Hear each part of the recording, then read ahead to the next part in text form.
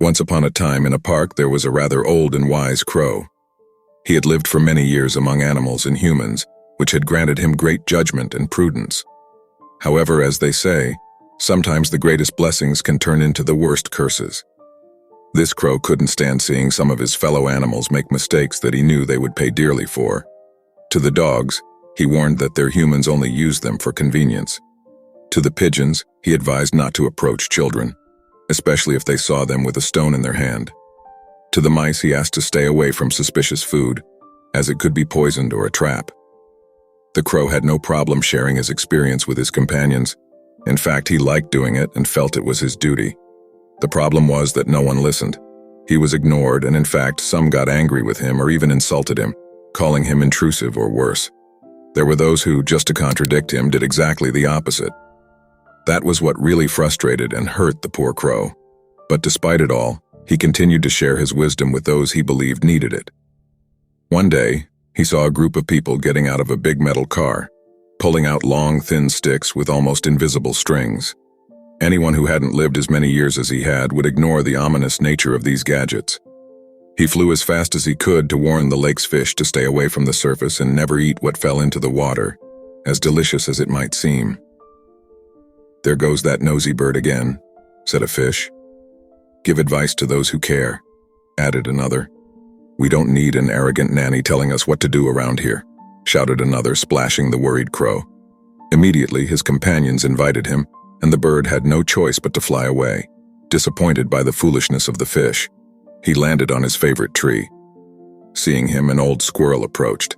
They had known each other for a long time, and one could say she was his only friend, the one who appreciated all his years of experience.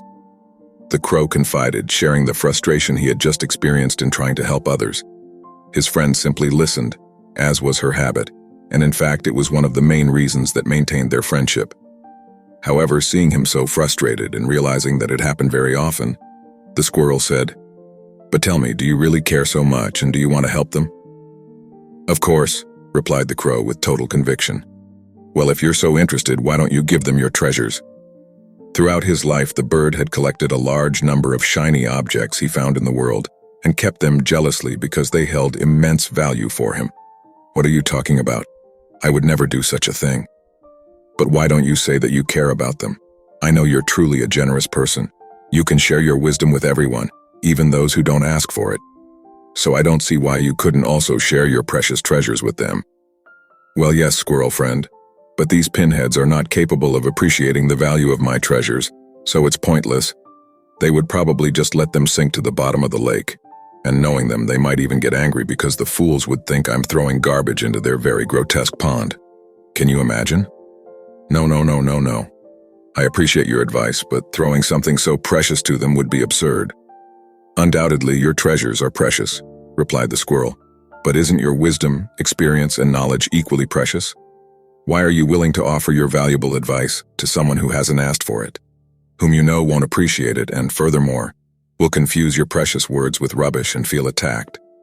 If you do that with your wisdom, why not do the same with your treasures? Please, my friend Crow, understand that your opinions are worth their weight in gold.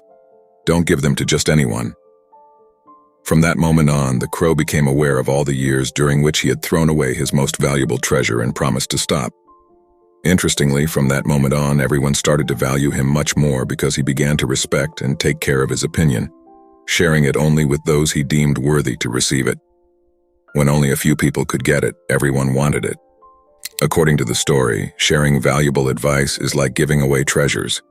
Imagine that you possess this pearl of wisdom that has helped you overcome certain obstacles in life. It's like having a personal treasure map. Sometimes we are so enthusiastic about helping others that we want to share our experiences with everyone. But it turns out that not everyone values or appreciates this advice as much as we would like. Have you ever wondered why this happens? It's possible that people are at different stages in their lives and may not be ready to receive certain advice. Perhaps they aren't facing the same situations you've overcome, or maybe they have their own methods for addressing these challenges. Have you ever found yourself in a situation where you tried to help someone but they felt you were invading their space? The key is to connect with people genuinely seeking advice, isn't it? It's like sharing fishing stories with someone eager to learn how to fish, rather than with someone who's already an experienced angler. So, How can we avoid misunderstandings and ensure our valuable advice reaches those who appreciate it? One suggestion could be to observe and listen more, right? That way, we'll better understand the people around us and know when the ideal moment is to share our pearls of wisdom. As an ancient Chinese proverb goes, when the student is ready, the teacher appears.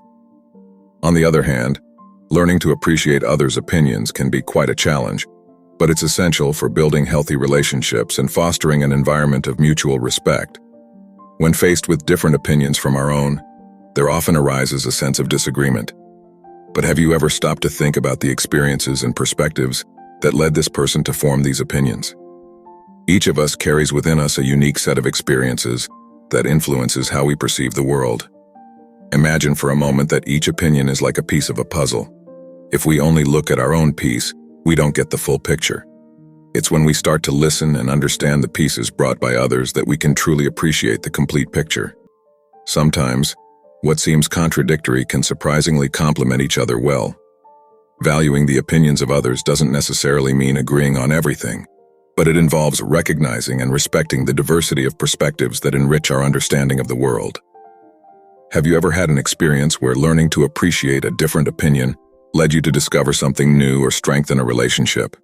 It can be a challenging process, but undoubtedly rewarding. What do you think? Share your thoughts in the comments.